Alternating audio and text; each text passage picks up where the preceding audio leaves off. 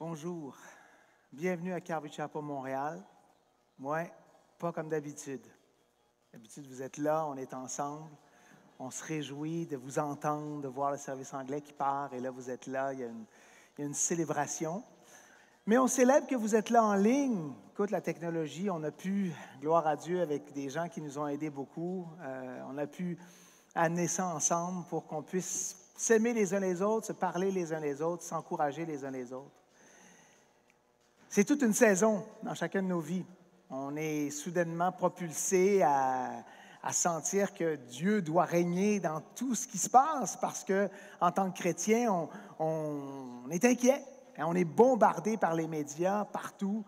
Là, moi, vous me connaissez, j'étais un peu news junkie. Je lis. Puis à un moment donné, je commençais à paniquer, je commençais à être anxieux.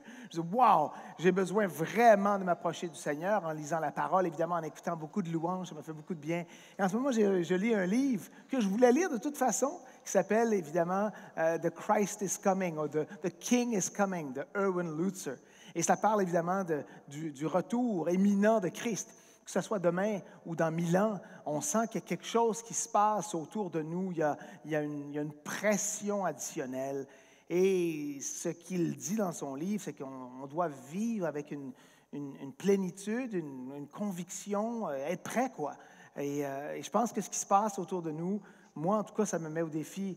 Moi-même, comme je vous ai dit, j'ai été anxieux, inquiet, puis j'ai vu ma chair un peu comme réagir. Alors, je prie que ce service-là vous fasse du bien, vous réconforte, nous unisse aussi. On est une famille. Dieu nous a placés ensemble dans cette famille locale, cette petite église locale. Et je prie que vous sachiez qu'on prie pour vous, qu'on pense à vous et qu'on veut s'occuper de vous. Alors, vous avez des problèmes, des difficultés financières au niveau nourriture ou autres besoins essentiels. On a des capacités limitées, mais on veut s'entraider. Alors, assurez-vous de nous le dire, de parler avec Nat, parler avec moi, de nous écrire à info@Calvary Montréal pour qu'on puisse s'occuper, vous allez voir, d'une des zones d'anxiété, le corps, tous les besoins physiques. Mais aussi, on veut s'occuper de vous spirituellement. Alors, on a mis en ligne ce matin une classe du dimanche pour les enfants. Si vous avez des enfants à la maison et vous voulez les voir, envoyez un courriel à Nat qui pourra vous rajouter à la liste. Mais c'était très beau, de la musique, un enseignement sur la reconstruction du livre, du mur par Néhémie. Moi, j'ai été super édifié. Clarisse ne voulait pas que ça finisse. Donc, on veut s'occuper de vous spirituellement, vos enfants. Mais là, aujourd'hui, les services qu'on va faire en ligne dans les prochaines semaines, bien, j'espère et je prie que ça vous sécurise, nous unit, quoi, avec une vision commune qui est la nôtre, celle de Calvary Montréal. Il y a des églises de par le monde qui se rencontrent en ligne et il y a des grands prêcheurs, mais il y a quelque chose d'unique entre cette communauté à Montréal, sur la Rive-Sud, Rive-Nord, à Châteauguay.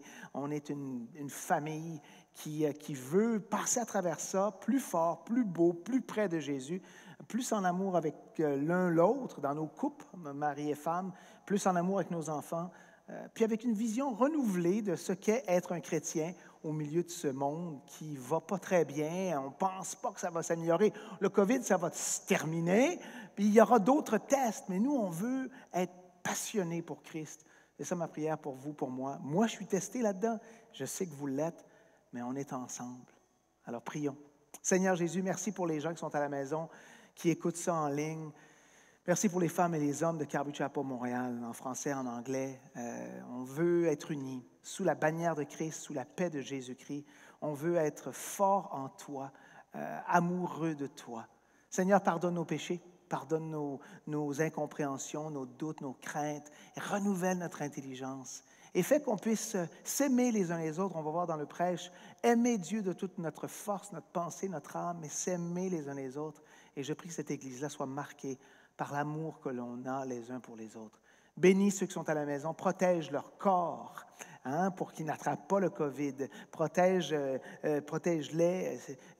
physiquement, émotionnellement, parce que c'est dur être pris à la maison avec des enfants, pas pouvoir travailler. Il y a toutes sortes de situations qui sont anxiogènes. Protège-nous, Seigneur, au niveau spirituel, que notre amour avec toi et qu'on ne soit pas déçus, qu'on ne se sente pas abandonné par toi au milieu de cette crise, Seigneur. Alors, soit avec la congrégation de Calvary Montréal, chacun, les enfants, les femmes, les époux, les amis, les frères, les sœurs, partout dans cette communauté, on te fait confiance et on remet ce service à tes pieds au nom de Jésus. Amen. On va commencer en louange. Vous pouvez louer à la maison, vous pouvez chanter à Christ. Et ensuite, on va revenir avec un enseignement sur la confiance en Jésus-Christ, la paix, la joie.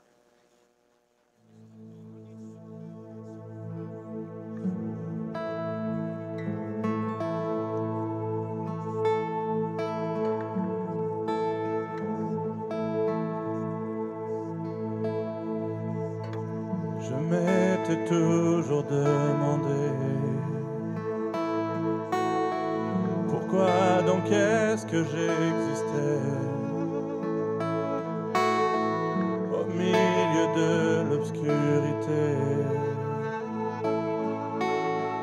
Pour la première fois j'ai prié et dans ton immense bonté,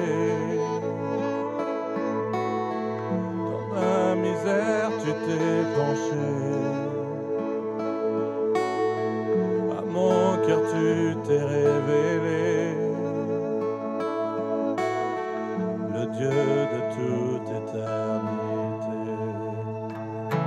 Jésus-Christ, je t'en prie, règne en moi, sois le roi de ma vie.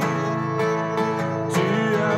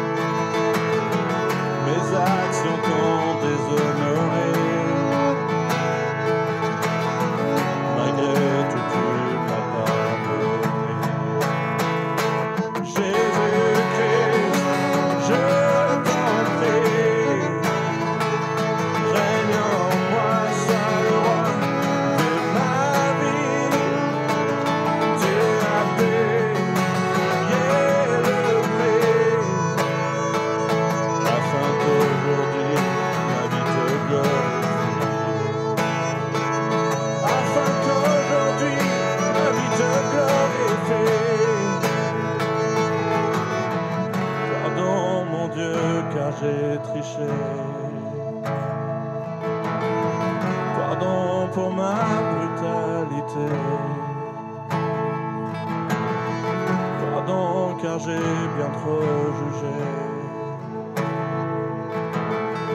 Pardon oh Dieu pour mon péché. Merci parce que tu m'as sauvé. Merci Seigneur pour ta bonté. Merci pour ta fidélité. Merci de m'avoir tant aimé.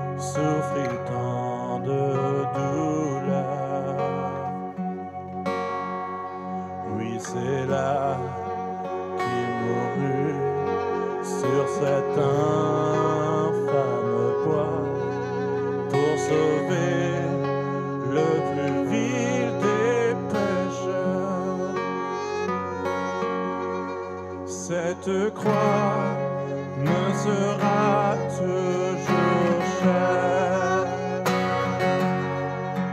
Elle est gloire et victoire pour moi. Et par elle, en la maison du Père, la couronne est offerte à ma foi.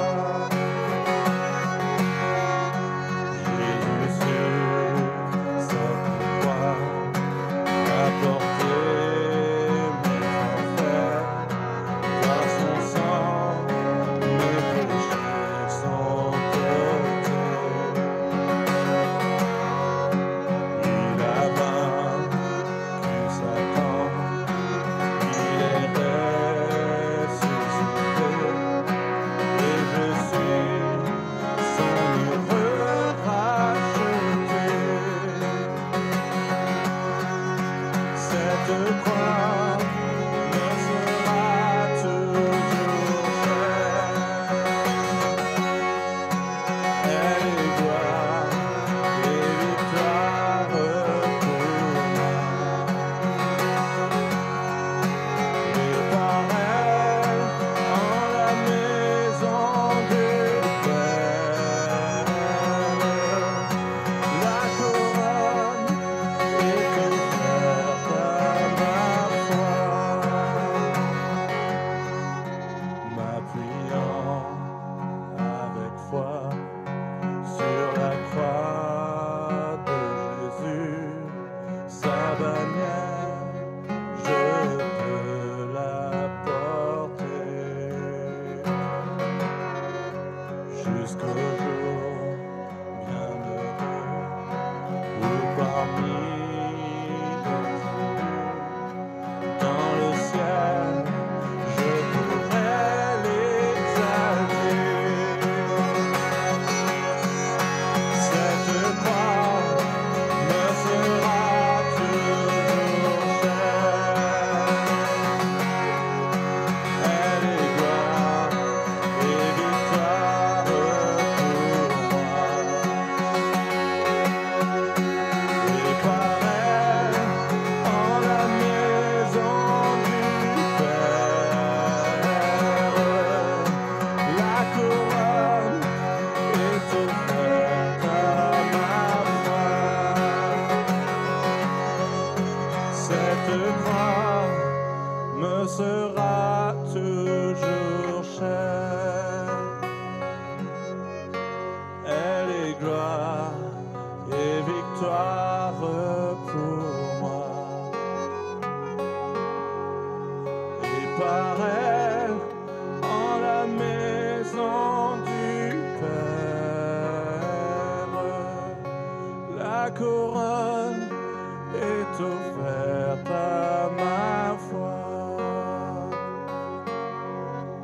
Et par elle, en la maison du Père, la couronne est offerte à ma foi.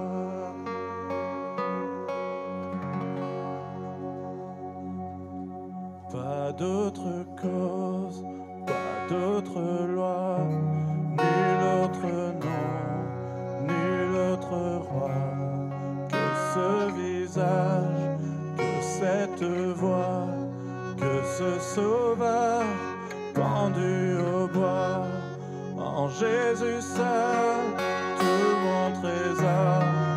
En Jésus seul, en Jésus seul, en Jésus seul, que mon cœur soit en Jésus seul et Christ en moi. Pas de royaume, pas de valeur, la joie du Christ pour seul bonheur. Un étranger, un voyageur, du roi des cieux, le serviteur. En Jésus seul, tout mon trésor. En Jésus seul, en Jésus seul,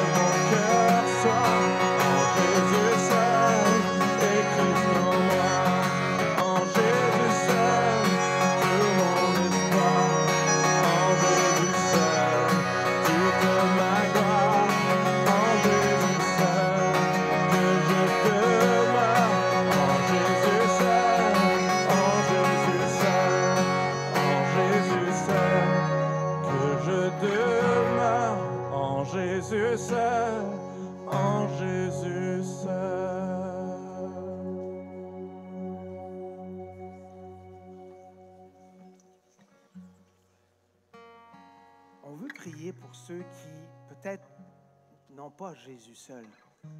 Ils ont toutes sortes de tentatives d'essayer de trouver de la paix, de la joie dans cette situation troublante, mais on veut vraiment prier pour ceux qui sont à risque. On va prier pour Dr Christina de notre Église, son mari qui la supporte dans ce temps-là, mais tous les médecins et toutes les infirmières, il y en a plusieurs dans notre Église aussi, et ceux qui sont le personnel de soutien, les personnels de direction dans les hôpitaux. Alors, prions pour eux, évidemment, au Québec, au Canada, ici, tout près, à Montréal, mais partout dans le monde, à New York, en Iran, en Italie, en Chine, en Espagne. Les pays à travers le monde sont testés.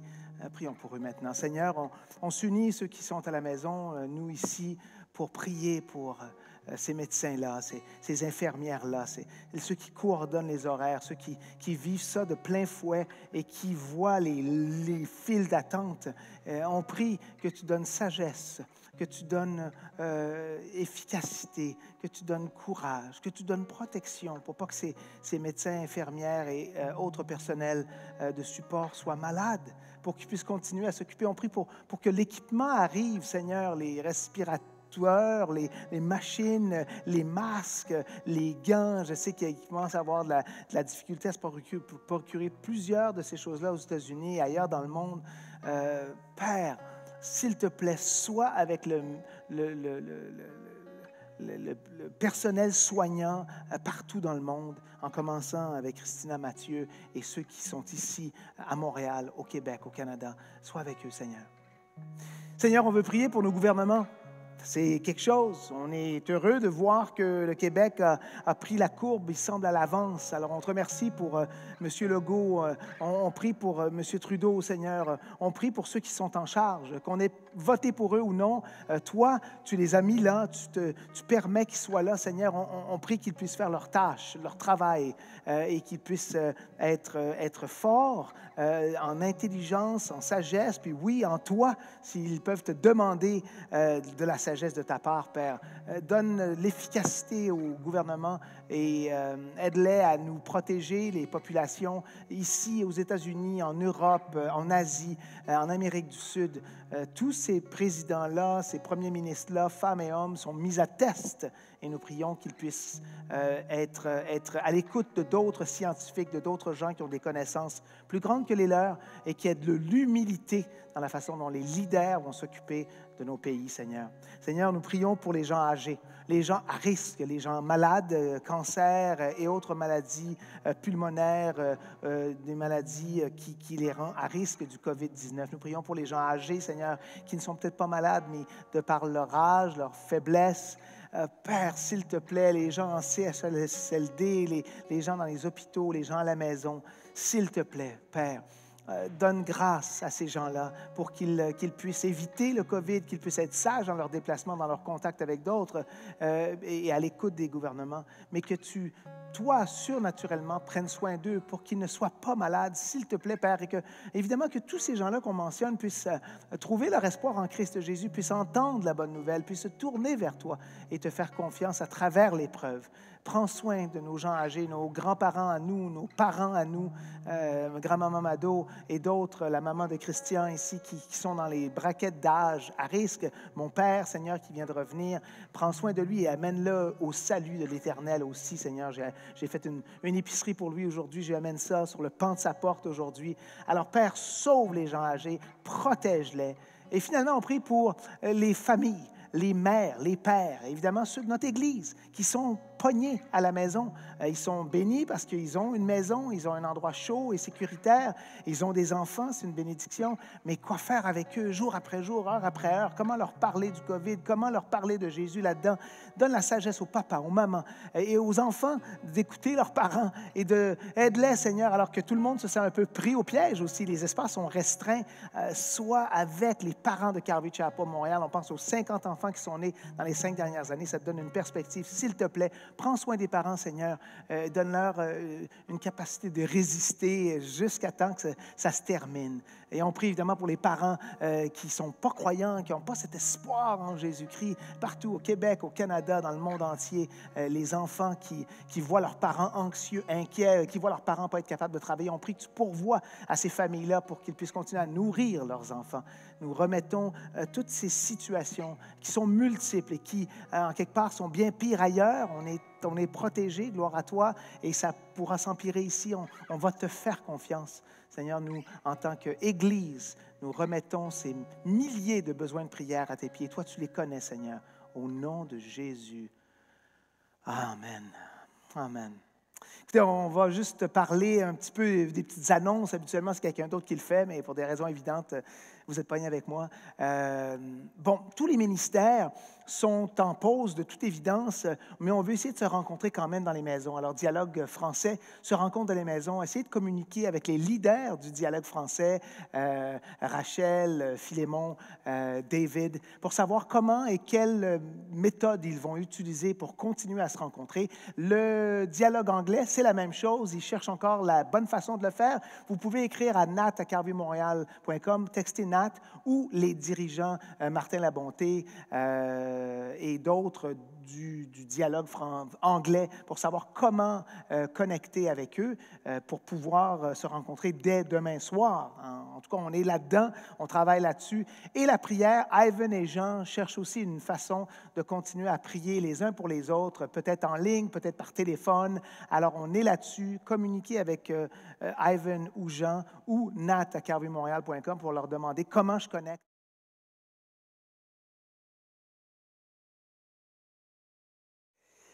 La technologie, on fait tout ce qu'on peut. Merci d'être patient. On s'est arrangé avec tout ça. Vous savez que les églises qui font du live stream ont des équipes de 10, 15, 20 personnes full-time qui s'occupent de ça. Nous, on a 2 hommes de Dieu qui sont venus ici, qui ont fait des tests jeudi. Alors là, c'est reparti. Vous êtes avec nous? Donc, on disait que la boîte noire virtuelle, elle est là pour vos prières sur prières@carvimontréal.com ou la boîte noire virtuelle pour vos dons et offrandes, puisque tous les besoins continuent à rouler. La location, c'est ça, les missionnaires et tout. Alors, si vous pouvez donner en ligne, c'est là, sur l'onglet « Donner ». Alors, on reste unis malgré ce temps-là et n'hésitez pas à communiquer avec moi, avec Nat, avec les diacres de votre Église pour qu'on puisse s'occuper de vous. On a déjà amené de la nourriture sur le pan d'une porte de quelqu'un de votre Église et on est là pour continuer à s'occuper de vous selon vos besoins et en prière et physiquement, vous nous le laissez savoir. Alors, on est ici pour étudier la parole de Dieu. Alors, c'est bien d'être ensemble, de louer, de parler de tous ces ministères, mais je pense qu'à la lumière de ce qui se passe actuellement, on vit tous une partie d'anxiété. Vous êtes d'accord? On est tous un peu déboussolés. Alors, habituellement, on continue dans le livre de Jean, et on l'a fait la semaine passée, c'était à brûle-pourpoint. Mais cette semaine, on va prendre un temps. Et on va réfléchir ensemble sur la réalité de ce qui se passe et comment en Christ on peut trouver une paix et une joie malgré les événements actuels. Le titre de notre étude, « Il n'y a pas de crainte dans son amour ». Il n'y a pas de crainte dans son amour. Il n'y a pas de crainte dans son amour. Nous sommes dans Luc 12, 22 à 32. Luc 12, 22 à 32, c'est des versets qu'on connaît très bien, évidemment, qui nous parlent de l'anxiété, du doute, de la peur, de la providence de Dieu. Je vais vous lire ça, Luc 12, 22 à 32. J'étais dans Matthieu, je suis un amateur. Luc 12, 22 à 32. Jésus dit ensuite à ses disciples, « C'est pourquoi je vous dis, ne vous inquiétez pas pour votre vie, de ce que vous mangerez, ni pour votre corps, de ce que vous serez vêtus. La vie est plus que la nourriture et le corps plus que le vêtement. Considérez les corbeaux, ils ne sèment ni ne moissonnent. Ils n'ont ni cellier ni grenier, et Dieu les nourrit. Combien ne valez-vous pas plus que les oiseaux? Qui de vous, par ses inquiétudes, peut ajouter une coudée à la durée de sa vie? Si donc vous ne pouvez même pas la moindre chose, pourquoi vous inquiétez-vous du reste? Considérez comment croissent les lys. Ils ne travaillent ni ne filent. Cependant, je vous dis que Salomon, même dans toute sa gloire, n'a pas été vêtu comme l'un d'eux. Si Dieu revêt ainsi l'herbe qui est aujourd'hui dans les champs et qui demain sera jetée au four, à combien plus forte raison ne vous vêtira-t-il pas, gens de peu de foi? Verset 29 de Luc 12. « Et vous, ne cherchez pas ce que vous mangerez et ce que vous boirez, et ne soyez pas inquiets. Car toutes ces choses, ce sont les païens du monde qui les recherchent. Votre Père sait que vous en avez besoin. » Et on termine avec les 2 derniers versets. « Cherchez plutôt le royaume de Dieu, et toutes ces choses vous seront données par-dessus. » Verset 32. « Ne crains point, petit troupeau, car votre Père a trouvé bon de vous donner le royaume. » Ne crains point, petit troupeau. Nous sommes tous brebis du grand troupeau universel de Dieu, mais aussi le petit troupeau local, affairé à négocier avec ce qui est autour de lui, le loup qui est là, la pluie, les tremblements de terre locaux. Et là, c'est universel, mais nous, localement, on vit des grandes anxiétés, des grandes peurs, et on veut chercher en Christ comment s'en sortir. Un brouillard dense couvrant 7 carrés de ville, d'une rue à l'autre, ça serait, je ne sais pas, de l'église ici jusqu'à presque le cinéma Scotia ou même la baie. Okay? C'est un brouillard qui couvrirait toute cette zone-là, 30 mètres de profondeur, environ 10 étages de haut. Un brouillard là où tu ne vois rien. Vous savez, ce n'est qu'un petit verre d'eau divisé en 60 000 gouttelettes éparpillées qui créent ce brouillard. C'est juste un verre d'eau. Ah, voilà, c'est juste un verre d'eau, il n'y a pas de problème. Mais oui, mais le verre d'eau fait que les autos ne peuvent pas avancer, que tu ne vois pas devant ton nez, tu te cognes sur les parcomètres, qu'il y a un réel problème. L'inquiétude est un mince ruisseau de peur qui coule dans l'esprit. C'est tout petit, l'inquiétude. Mais s'il est encouragé, il coupe un canal dans lequel toutes les autres pensées sont drainées. Alors, ça commence avec une petite inquiétude, mais à un moment donné, tu es complètement immobilisé, craintif. Andrea et moi, on discutait de ce qui se passe avec le COVID il y a 2 jours. On regardait toutes les statistiques, les sites Internet, puis on était complètement sidérés, apeurés. On avait de la difficulté à fonctionner, à avancer, à faire quoi que ce soit. Et ça commence même avec des médias. On était dans un endroit relax, confortable, sans aucun problème, mais juste en étant informé, on commençait à être extrêmement anxieux.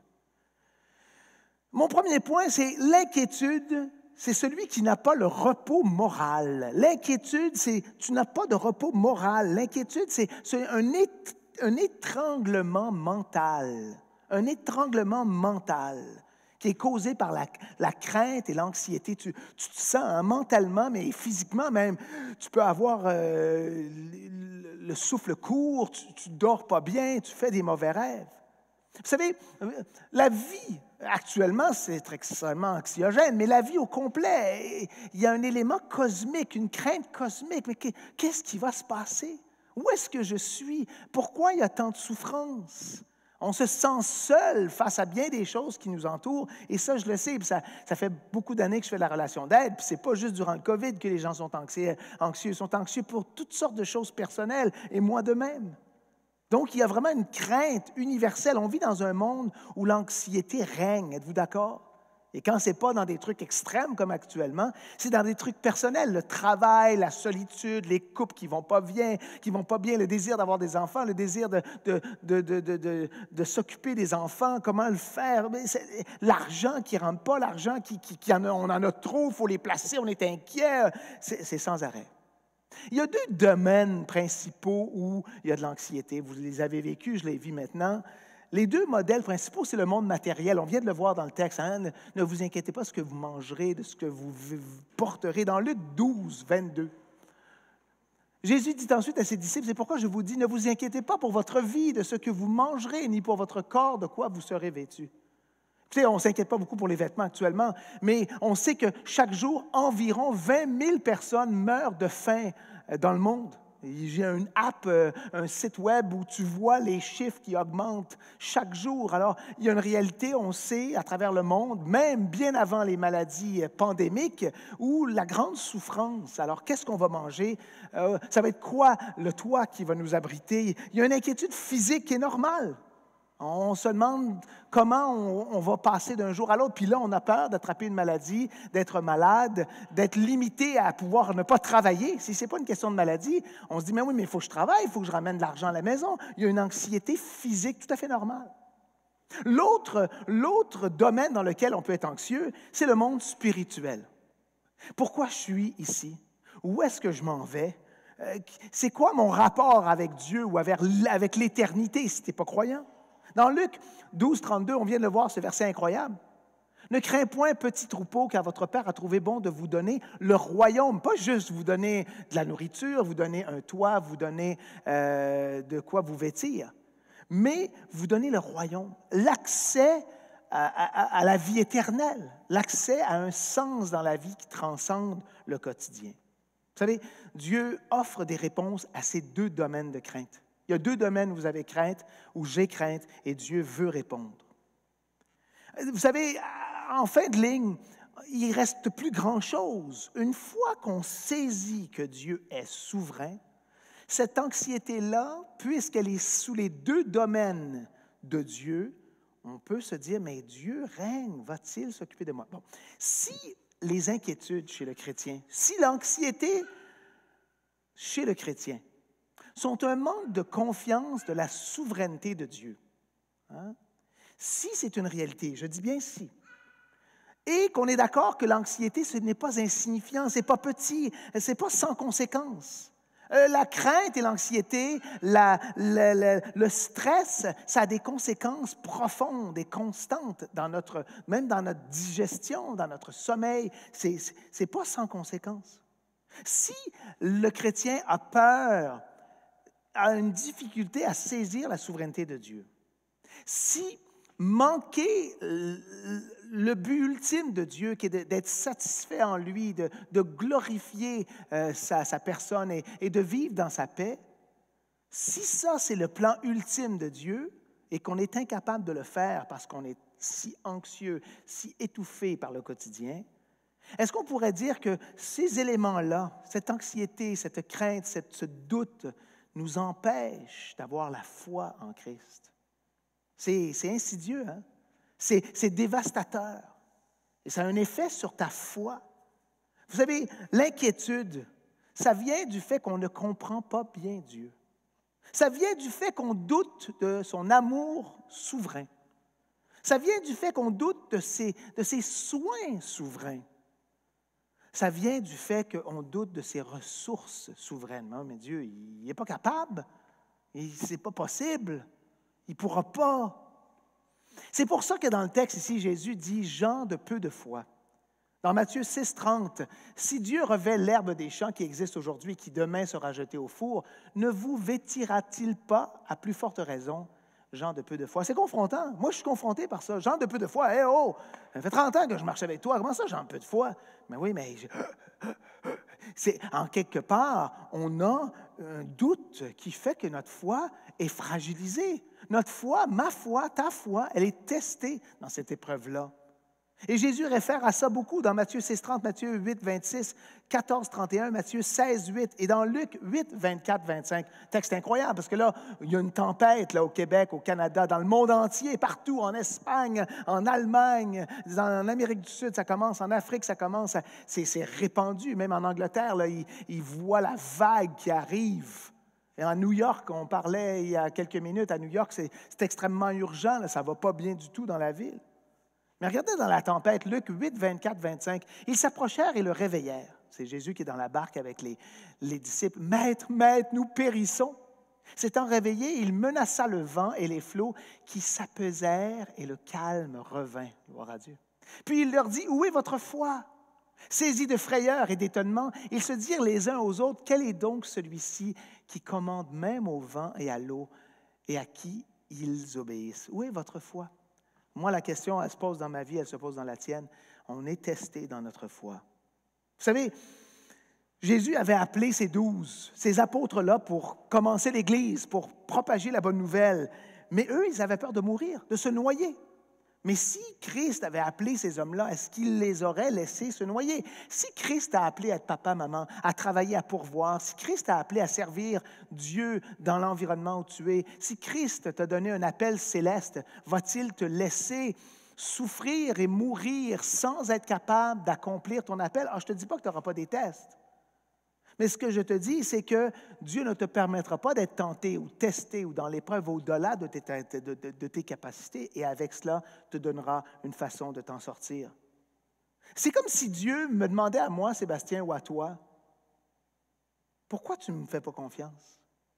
Qu'est-ce que tu n'as pas confiance en moi? Est-ce que tu n'as pas confiance dans mon omniscience, ma connaissance des événements du COVID universel planétaire? Est-ce que tu manques de confiance dans ma sagesse? Est-ce que Dieu pourrait nous demander, est-ce que tu n'as pas confiance dans ma compassion? Est-ce que tu n'as pas confiance dans ma puissance? Est-ce que tu ne penses pas que je m'occupe de toi? Parce que quand on dit qu'on est anxieux, c'est qu'en quelque part, on oublie. Est-ce que Dieu pourrait te demander, et moi, dans notre anxiété, notre Père, est-ce que je ne suis pas en charge? Suis-je plus fort que Satan? Dieu pourrait nous demander. Puis évidemment, là, on commence à aller sur le blasphème, de croire finalement que ce que Dieu fait, c'est attribué à Satan ou vice-versa. On attribue les œuvres sataniques à Dieu, et ça, c'est le péché impardonnable, où en quelque part, les gens se mettent à complètement ne plus comprendre la volonté et la bonté de Dieu. Ce n'est pas notre cas, mais ça vient tester ma foi, ta foi. D'ailleurs, laissez-moi vous parler de 5 caractéristiques dévastatrices de l'anxiété, de l'inquiétude. 5 caractéristiques dévastatrices de l'anxiété. Premièrement, l'anxiété attaque directement Dieu. L'anxiété attaque Dieu. Dans Job 2,9, écoutez bien la solution que l'épouse de Job avait.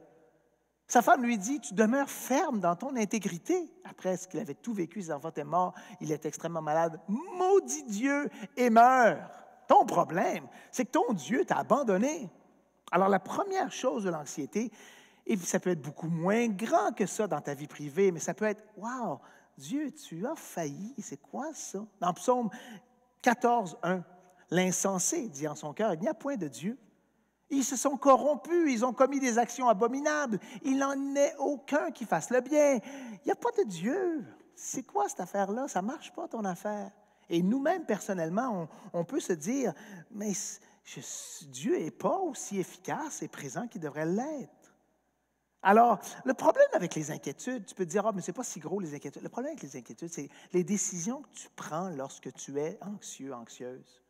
Tu peux prendre des décisions incroyables, tu peux te marier avec la mauvaise personne, tu peux te divorcer avec de la bonne personne, tu peux quitter un emploi, tu peux prendre le mauvais emploi, tu peux déménager au mauvais endroit, tu peux faire des choses folles, tu peux boire pour oublier, tu peux te droguer pour oublier, tu peux te dire, « Ah, moi, ce qui me relaxe, c'est de regarder la pornographie, ça va. » Alors, les niaiseries qu'on peut faire parce qu'on est anxieux, parce qu'on ne voit plus Dieu, parce qu'on attaque Dieu face à notre épreuve.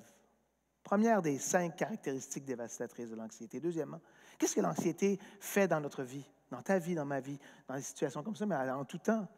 L'anxiété ne croit pas les Écritures. L'anxiété ne croit pas les Écritures. Dans Matthieu 22, 29, Jésus leur répondit, « Vous êtes dans l'erreur, parce que vous ne comprenez ni les Écritures, ni la puissance de Dieu. » Tu ne comprends pas? Et ce n'est pas juste lire les Écritures, mais c'est faire confiance à la puissance des Écritures. C'est dire les Écritures sont bonnes. Les Écritures ont une capacité de transformation, de me permettre de survivre à travers tout, finalement. Dans Jean 5, 46, 47, « Car si vous croyez Moïse, vous me croiriez aussi, parce qu'il l'a écrit de moi. Mais si vous ne croyez pas à ses écrits, comment croirez-vous à mes paroles? » En quelque part, on se dit, mais non, mais ça ne marche pas, là. Je l'ai lu la Bible, je l'ai écouté la Bible, mais je suis encore anxieux, je suis inquiet. Je ne crois pas que ça marche pour aujourd'hui. La Bible, c'est beau, mais face au COVID-19 ou à toute autre épreuve, au cancer, au divorce, à des célibats qui n'en finissent plus. Mais tu dis, mais oui, mais la Bible, ça ne règle pas mon problème. On peut vraiment se poser cette question-là. On ne croit plus les Écritures.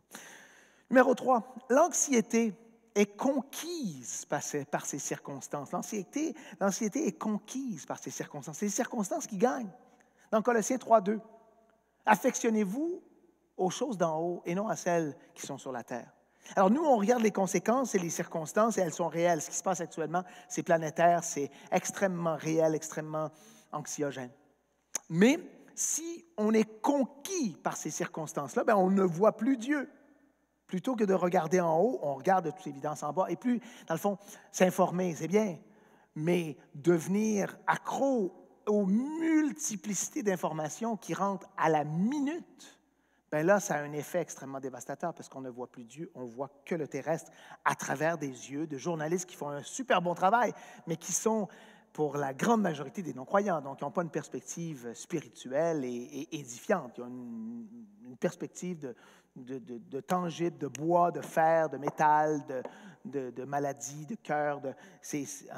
Les vicissitudes des souffrances deviennent pâles en comparaison à la grandeur de son salut et de sa gloire, puisqu'on se concentre sur les circonstances. Numéro 4, dans les effets dévastateurs de l'anxiété, l'anxiété ne fait pas confiance à Dieu. L'anxiété ne fait pas confiance à Dieu. Alors, ça le dit ici dans Psaume 27.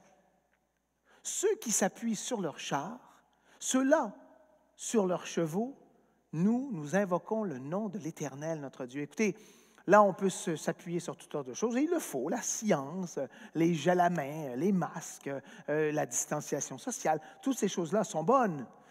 Mais si tu mets tes espoirs seulement dans les choses du monde, ben tu régleras pas ton problème d'anxiété parce que tu vas dire, mais oui, mais il y a toujours un manque de gel, un manque de masque, il y a toujours un individu qui vient un peu trop près de moi à un moment donné, et là, tu peux te mettre à complètement paniquer, puis surtout si tu fais partie des travailleurs essentiels, ben tu n'as pas le choix, il y a du monde autour de toi.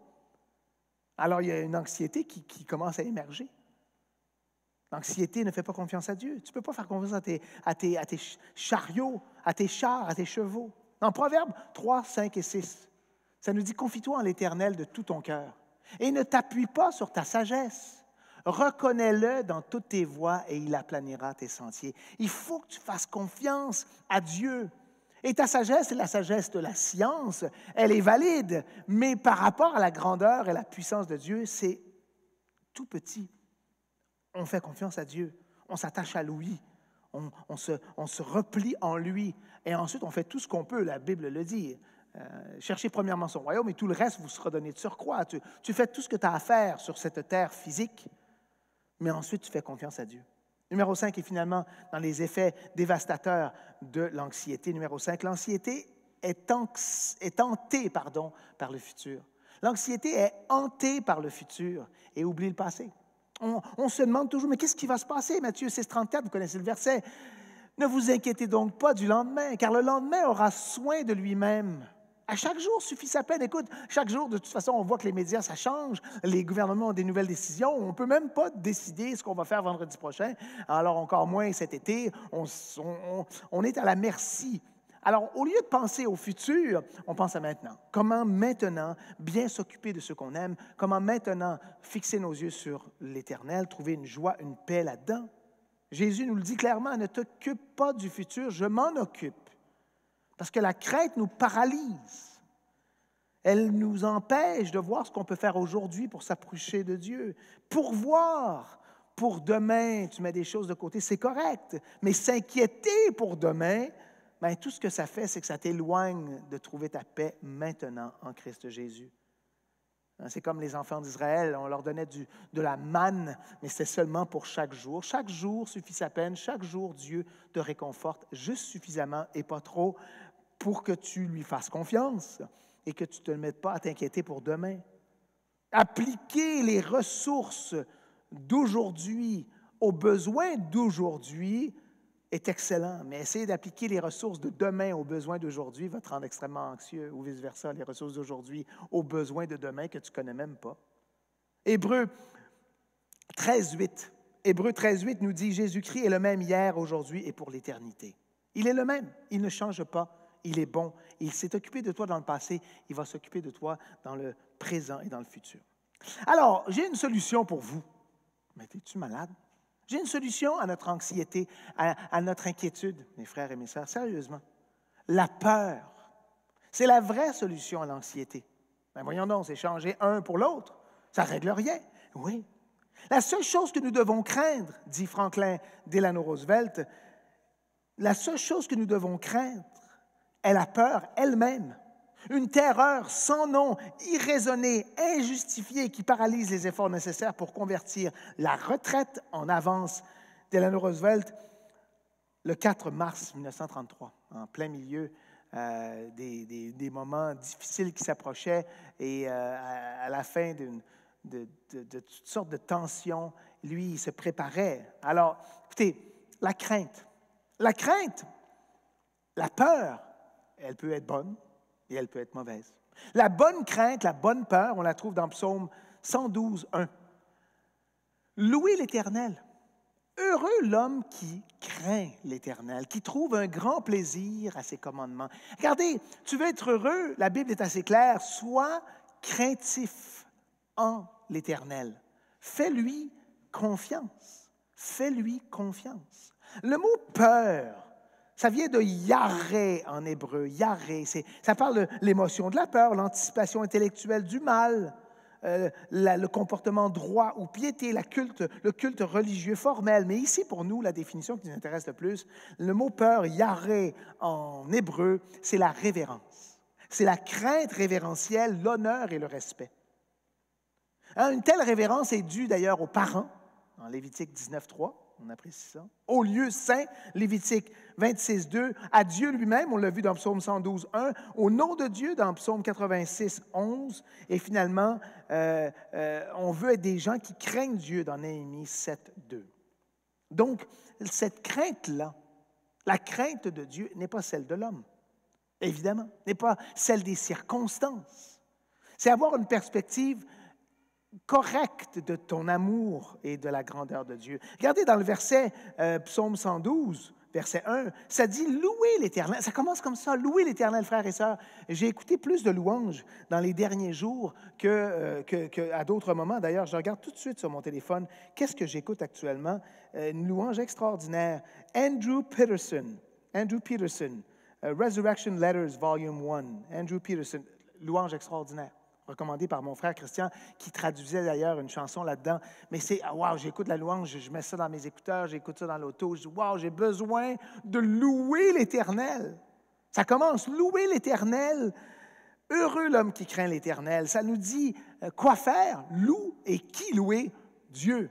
Donc, on ne loue pas. Oui, on voit que nos gouvernements peuvent faire un bon travail. On a parlé des médecins, on a parlé de notre maison qui nous protège, mais ce n'est pas ça qu'on loue. On loue Dieu. Alors, ça commence comme ça. Pour trouver une paix à travers l'anxiété, l'épreuve, l'inquiétude, loue Dieu.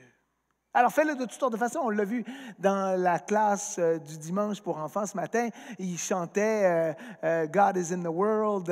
He holds the whole world in his hands. C'est super beau. Il tient tout le monde. Alors, on le loue de toutes sortes de façons. Écouter de la musique, chanter, marcher, prier. Louer l'Éternel. Heureux l'homme qui craint l'Éternel. En Psaume 111, verset 10, la crainte de l'Éternel est le commencement de la sagesse. Tous ceux qui l'observent en ont une raison saine. Sa gloire subsiste à jamais. La sagesse, ça t'amène un certain bonheur, parce que ça te sécurise. Ça te dit, écoute, je ne suis pas fou, là. Je ne me trompe pas, là. Et je sais ce que je fais dans une situation X, Y, Z. La sagesse, c'est savoir quoi faire dans une situation donnée. Donc, la crainte de l'Éternel, c'est le commencement de la sagesse, ce qui amène un bonheur protectif. Ensuite, ça nous dit, toujours dans 112, verset 1, ça dit « Louez l'Éternel, heureux l'homme qui craint l'Éternel, qui trouve un grand plaisir à ses commandements. » Est-ce que tu trouves un grand plaisir à ses commandements? Le mot « plaisir », c'est être attentif, garder, avoir du plaisir dans les commandements de Dieu. Ben oui, mais les commandements, c'est étouffant. On en a parlé il y a 2 semaines dans le livre de Galates. On disait que la loi nous enlevait la joie. Ben, tu as commencé par l'esprit, est-ce que tu vas finir par la chair? Nous disait Galates dans un enseignement qu'on a fait récemment. Écoutez, dans l'Ancien Testament, il y avait effectivement beaucoup de commandements. Écoute, il y en avait 613 selon les scribes qui avaient extrait ça de la loi mosaïque. 365 négatifs, alors un pour chaque jour, tu mets ça sur ton frigidaire. Aujourd'hui, fais pas ça, demain, fais pas ça, demain, fais pas ça. Hein, en parlant de demain, tu aurais les 365 à craindre dans les prochaines semaines. Il y avait 248 demandes, commandements positifs. Fais ça, fais ça, fais ça, fais ça, fais ça, fais ça. Alors écoute, tu es étouffé. Tu te dis, mais qu'est-ce que je vais faire? J'ai constamment des besoins qui me sont imposés. Jésus a réduit ça à 2. 2 commandements, seulement 2 commandements. Et vous le connaissez. On les regarde parce que tu peux te dire, quel soulagement. Regardez, Marc 12, 29. Jésus répondit, voici le premier des grands commandements. Écoute Israël, le Seigneur, notre Dieu, Il est l'unique Seigneur. Et tu aimeras le Seigneur ton Dieu de tout ton cœur, de toute ton âme, de toute ta pensée, de toute ta force. Voici le second. Tu aimeras ton prochain comme toi-même. Il n'y a pas d'autre commandement plus grand que ceux-là. Wow! Là, ça nous dit de prendre plaisir dans les commandements de Dieu. C'est intéressant parce que ces deux commandements-là, c'est la solution dans des saisons comme aujourd'hui. Ce qu'on se dit les uns aux autres, c'est qu'il faut aimer Dieu. Au milieu de la crainte, l'anxiété, le doute, la peur, c'est qu'il faut aimer Dieu. Il faut l'aimer de tout notre cœur, de toute notre âme. Il ne faut pas être dispersé dans aucune idolâtrie. Mais ensuite, ça nous dit d'aimer nos voisins. Il y a des gens autour de vous qui souffrent plus que vous. Il y a des gens dans le monde entier qui sont dans des situations extrêmes et des gens autour de vous qui peuvent avoir des besoins. Oui, d'accord, tu ne peux peut-être pas passer du temps face à face, mais tu peux prier pour eux. Tu peux appeler. Tu peux peut-être amener de la nourriture sur le pas de la porte. Tu peux essayer de t'occuper de ceux qui souffrent en aimant ton voisin, en pensant à l'autre. Puis ce qui fait du bien, c'est que quand tu penses à l'autre, tu penses moins à toi. Ça te fait du bien. Tu te mets à aimer Dieu davantage, puis à aimer ton voisin davantage, alors que tu obéis avec plaisir. Et tu te réjouis dans les commandements de Dieu. Écoutez, les hypocrites, les légalistes, eux se réjouissent quand quelqu'un d'autre obéit à leur perception du commandement. Ah, là, je suis content. Là, tu fais ce que je pense que tu devrais faire. Et là, ils sentent qu'ils ont une valeur en eux-mêmes parce qu'ils ont imposé leur vision légaliste à l'autre. Mais ce n'est pas de ça dont je parle. Je parle vraiment d'aimer par amour pour Jésus, dire, écoute, moi, je veux obéir à tes commandements, qui sont les deux grands commandements. Oui, puis c'est vrai que dans la Bible, elles se manifestent de toutes sortes de façons. Il y a les deux commandements de base qui ont des manifestations multiples, mais ça revient toujours à aimer Dieu et à aimer ton voisin. Et ce n'est pas autre chose. C'est surtout pas t'aimer toi-même, te protéger toi-même, t'édifier toi-même, mais c'est mettre Dieu et l'autre avant toi-même. Écoutez, la peur de Dieu, elle est productive, elle est belle, elle est libératrice. Mais la crainte humaine, il faut en être libéré. La crainte humaine. Dans le psaume 112, verset 7, c'était le même psaume qui nous disait que la crainte de Dieu est excellente. Mais psaume 112, versets 7 et 8. Il ne craint point les mauvaises nouvelles. Wow! Ça, c'est intense ce qui se passe actuellement. André et moi, on avait découvert ce site web où tu as toutes en temps réel les nombres de gens atteints du COVID et les gens qui meurent. Écoute, tu regardes le site web, puis ça pip, ça change. Et là, tu as tous les pays du monde, c'est extrêmement anxiogène, même si c'est bien d'être informé, mais je n'ai pas peur des mauvaises nouvelles. Il ne craint point les mauvaises nouvelles. Son cœur est ferme. Il est confiant en l'Éternel. Son cœur était fermé. Il n'a point de crainte jusqu'à ce qu'il mette son plaisir à regarder ses adversaires. Tu mets ton plaisir à regarder tes adversaires, pourquoi?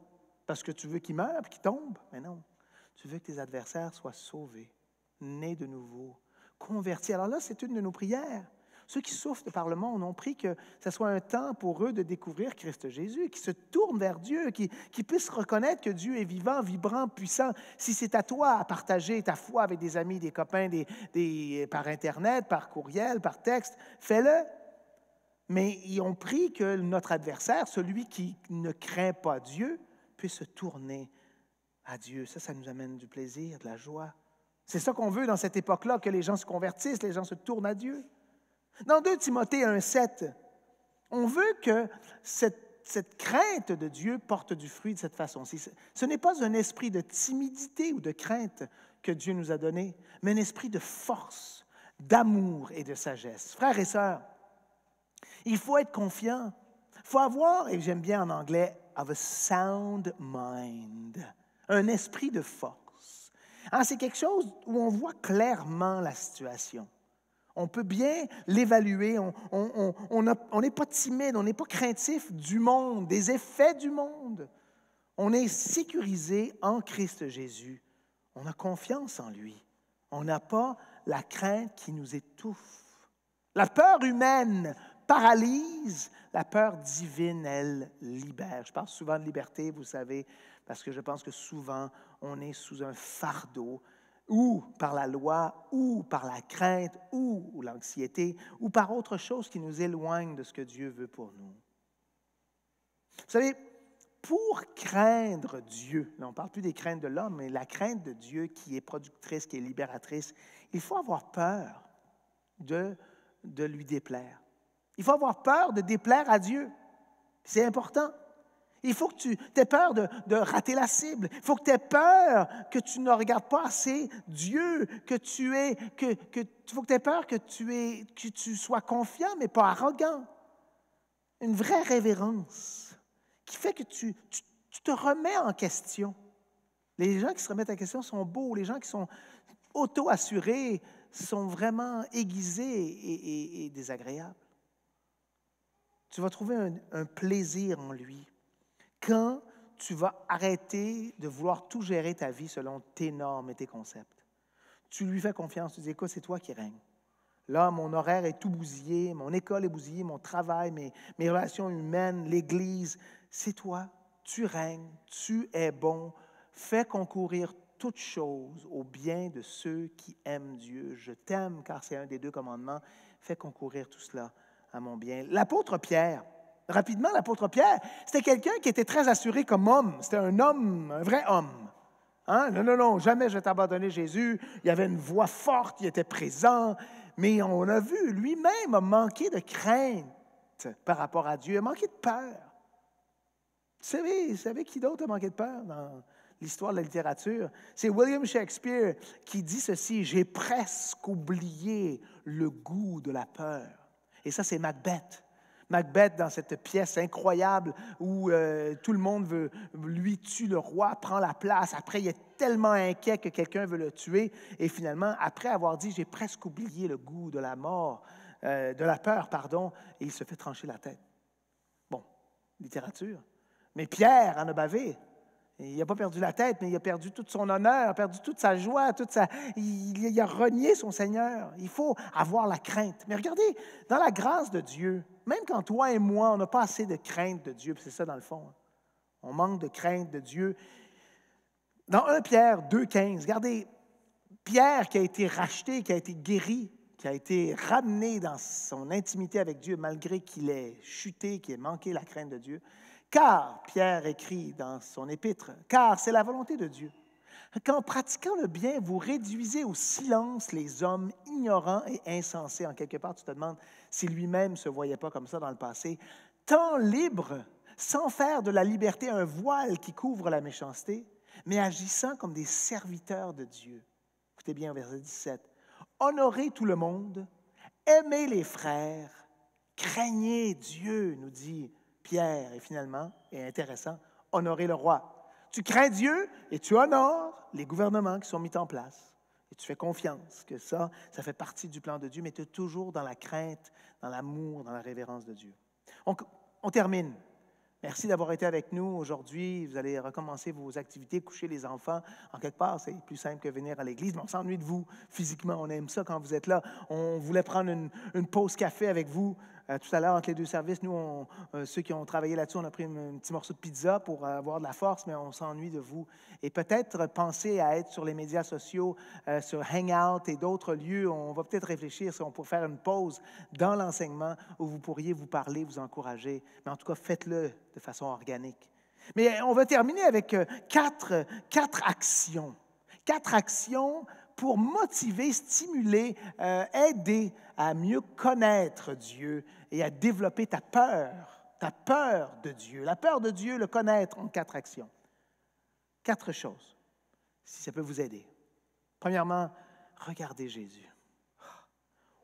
On a besoin de regarder Jésus. On regarde Jésus. Dans Matthieu 6, 33, vous connaissez les passages. « Cherchez premièrement le royaume et la justice de Dieu, et toutes ces choses vous seront données de surcroît. » Regardez Jésus, frères et sœurs. Gardez vos yeux sur lui, rivez sur lui, fixez sur lui. Hébreux 12, un passage incroyable. « Nous donc aussi, puisque nous sommes environnés d'une si grande nuée de témoins, on n'est pas tout seul, là. Il y a des chrétiens de par le monde, une si grande nuée de témoins, rejetons tout fardeau et le péché qui nous enveloppe si facilement et, écoutez bien, courons avec persévérance dans la carrière qui nous est ouverte, ayant les regards sur Jésus, le chef et le consommateur de la foi. » C'est lui qui fait la job.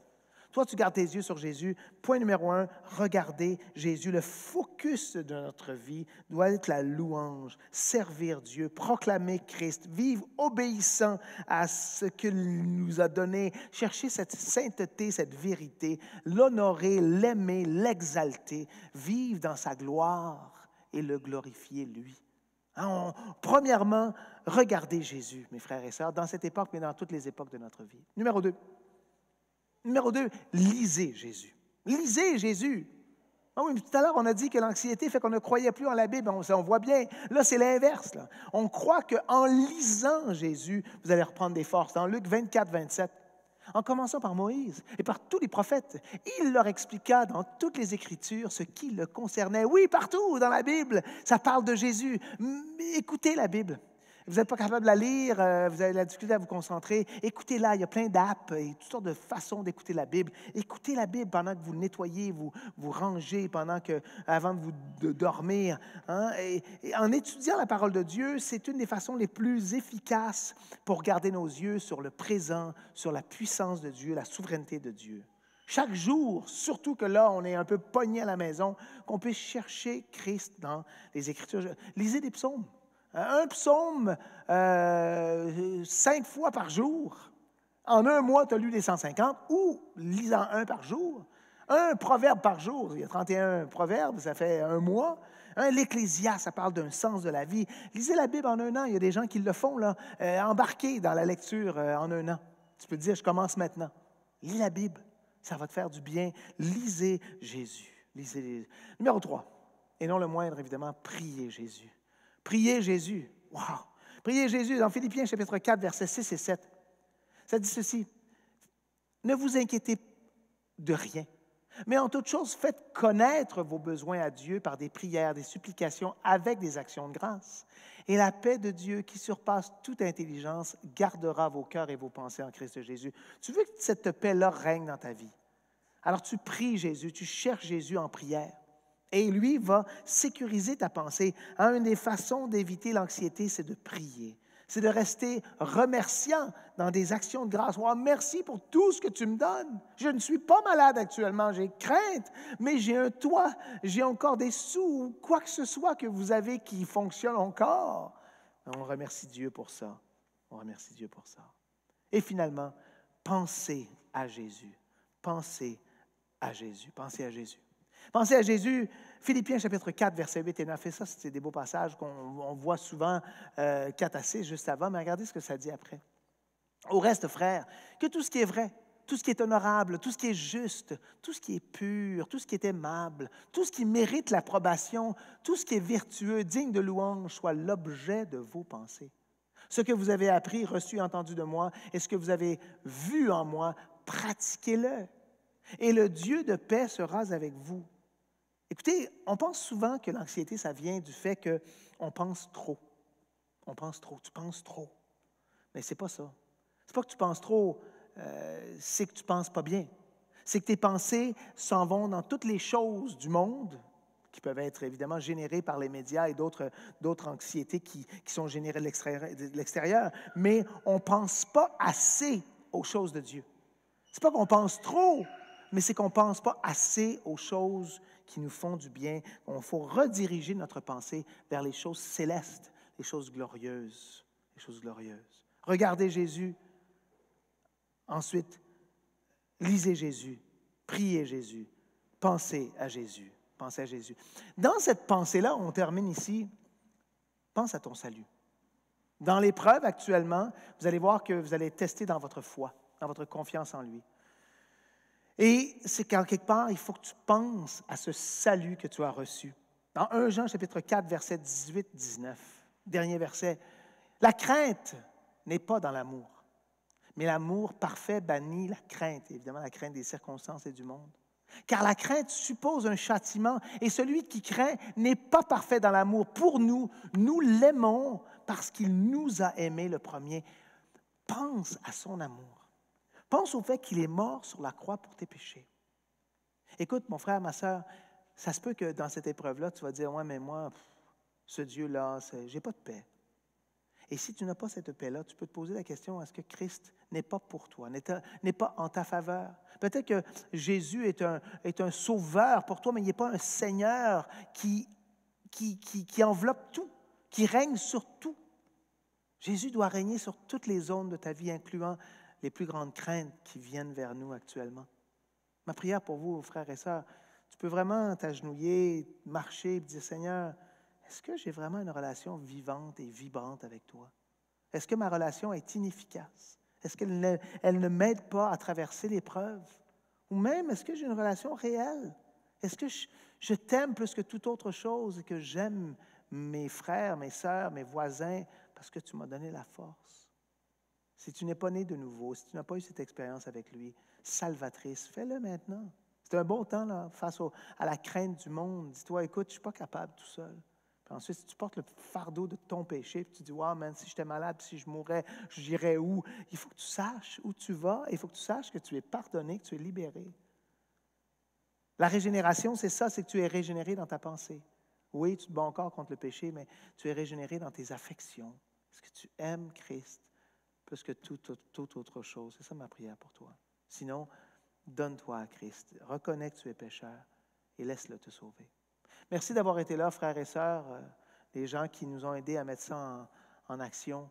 On vous aime. On va voir combien de temps on va devoir se faire ça à distance, mais on apprécie qu'on est une famille, on se tient les uns les autres.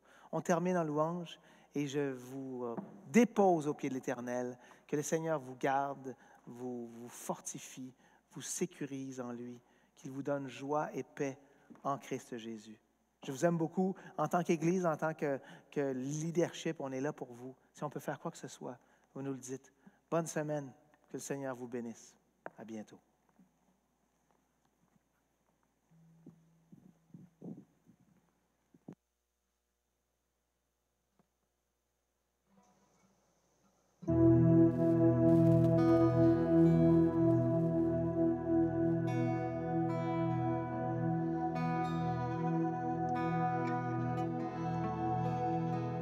Tu m'as ébloui par tes mélodies, tu m'entoures d'un chant d'amour, chant de délivrance devant mes ennemis, toutes mes craintes s'enfuient. Je ne suis plus esclave de la peur, je suis enfant de Dieu. Je ne suis plus esclave de la peur, je suis enfant de Dieu.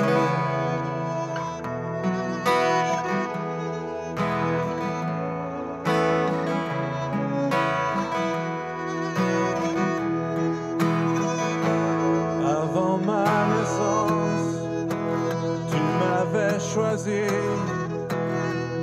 appelé par mon nom. Tu m'as adopté, je suis de ta famille. Ton sang coula pour moi. Je ne sais plus esclave de la peur,